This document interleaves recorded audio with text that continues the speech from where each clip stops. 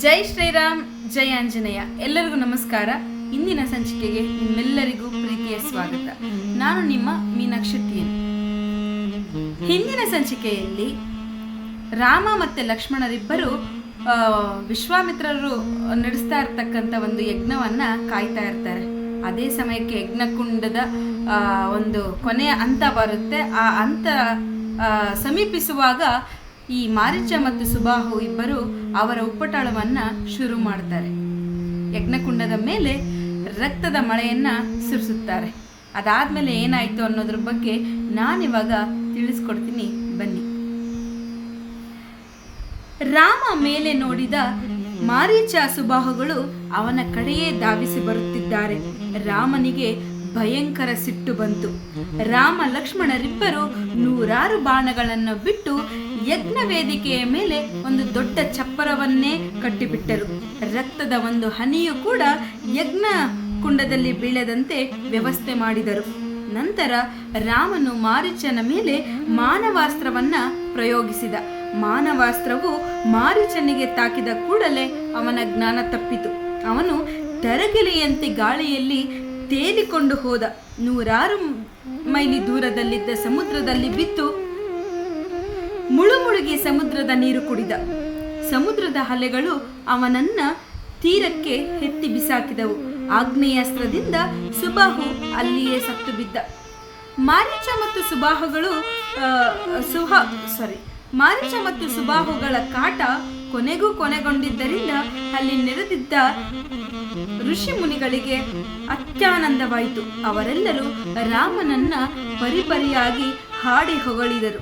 ಅನಂತರ ವಿಶ್ವಾಮಿತ್ರರ ಯಾಗ ನಿರ್ವಿಘ್ನವಾಗಿ ನೆರವೇರಿತು. ವಿಶ್ವಾಮಿತ್ರರು, ರಾಮ, ನಾನು ಧನ್ಯನಾದೆ.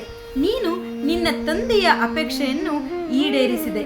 ನಿಜವಾಗಿಯೂ ನನಗೆ ಬಹಳ ಆನಂದವಾಗಿದೆ ಎಂದು ಹೇಳಿ ರಾಮನನ್ನ ಅಪ್ಪಿಕೊಂಡರು. ರಾಮ ಲಕ್ಷ್ಮಣರಿಗೂ ಹರ್ಷವಾಯಿತು. ತಮ್ಮಿಂದ ಯಜ್ಞ ನಿರ್ವಿಘ್ನವಾಗಿ ನಡೆಯಿತಲ್ಲ ಎಂಬ ಹಿಗ್ಗು ಉಂಟಾಯಿತು. ತಂದೆಯ ಅಪ್ಪಣೆಯನ್ನು ಪಾಲಿಸಿದ ಹೆಮ್ಮೆಯೂ ಆಯಿತು. ಸಡಗರ, ಸಂತಸ, ಸಂಭ್ರಮಗಳಲ್ಲಿಯೇ ಆ ದಿನ ಕಳೆಯಿತು. ಮಾರನೇ ದಿನ ಬೆಳಗ್ಗೆ ಸ್ನಾನ ಸಂಧ್ಯಾವಂದನಗಳ ಮುಗಿದ ನಂತರ ರಾಮ ಲಕ್ಷ್ಮಣರು ವಿಶ್ವಾಮಿತ್ರರ ಬಳಿಗೆ ಹೋದರು.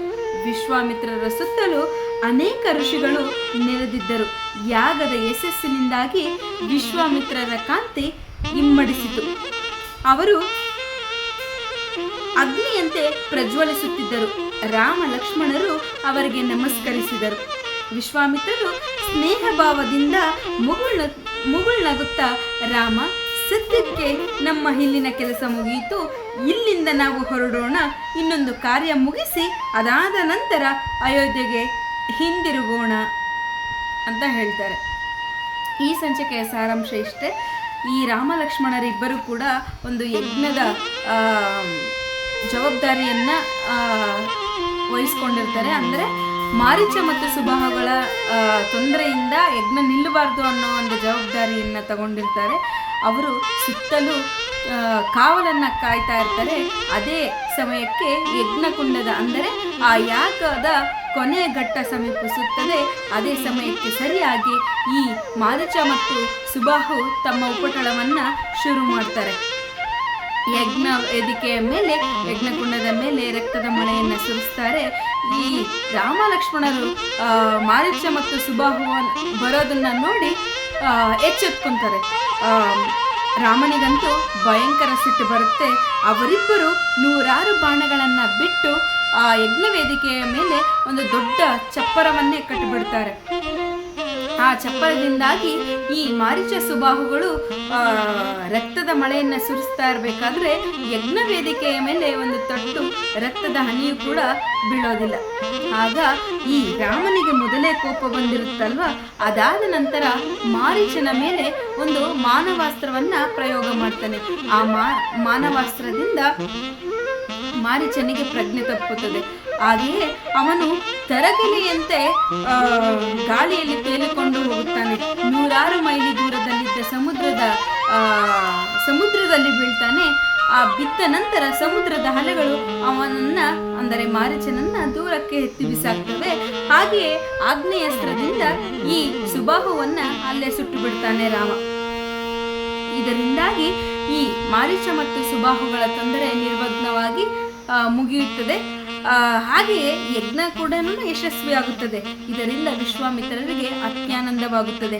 ಹಾಗೆಯೇ ಆಶ್ರಮವಾಸಿಗಳಿಗೂ ಕೂಡ ತುಂಬಾನೇ ಆನಂದ ಉಂಟಾಗುತ್ತದೆ. ಕೊನೆಗೂ ನಮ್ಮ ಯಾಗ ನಿರ್ವಿಘ್ನವಾಗಿ ಆಯ್ತಲ್ಲ ಅಂತಂದ್ಬಿಟ್ಟು ಎಲ್ಲರೂ ನಿಟ್ಟುಸಿರು ಬಿಡ್ತಾರೆ.